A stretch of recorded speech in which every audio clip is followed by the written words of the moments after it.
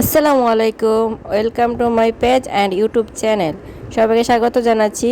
আমি আজ তৈরি করব কটকুটি। ইউটিউব আর ফেসবুকে শুধু কটকুটির রেসিপি আর কটকুটির রেসিপি, তাই ভাবলাম আমিও তৈরি করে দেখি কেমন হয়। তাই এখানে 3 চামচ চিনি দিয়ে গলিয়ে নিচ্ছি, কোনো পানি ব্যবহার করিনি। দেখতে পাচ্ছেন গলে গিয়েছে। এখন একটু হালকা ঠান্ডা করে নেব।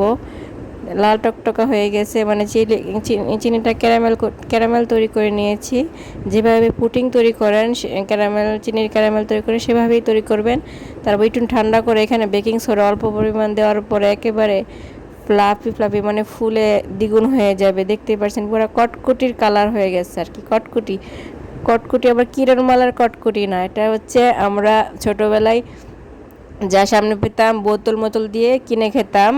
আগের দিনের কথা মনে পড়ে গেছে, তাই ভাবলাম তৈরি করে দেখি।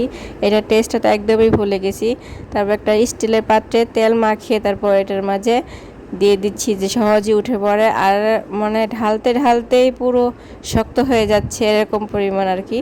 অল্প পরিমাণে তৈরি করছি, যদি না হয় তাহলে তো পুরোটাই নষ্ট হবে। তাই একটু অল্প পরিমাণ তৈরি করে দেখলাম, ভালোই হয়েছে। এটা আবার কটকুটি বা চামচ দিয়ে নাড়ানোর চেষ্টা করবে না, না হলে উঠে চলে আসবে, কারণ সাথেই শক্ত হয়ে গেছে।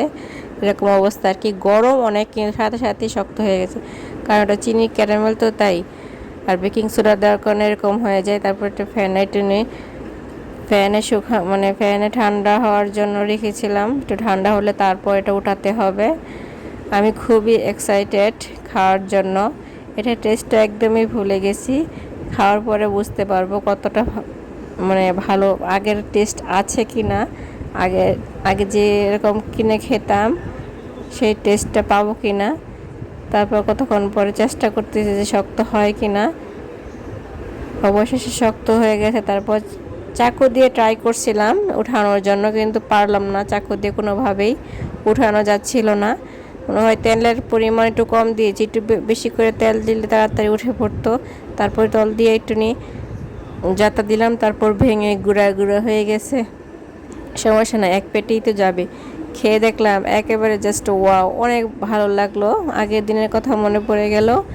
তারপর খেয়ে সবাইকে খাওয়ালাম।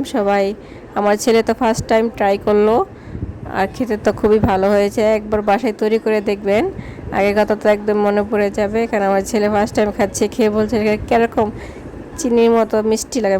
মিষ্টি তো এটা। সবাই সুস্থ থাকবেন, ভালো থাকবেন, আল্লাহ হাফেজ।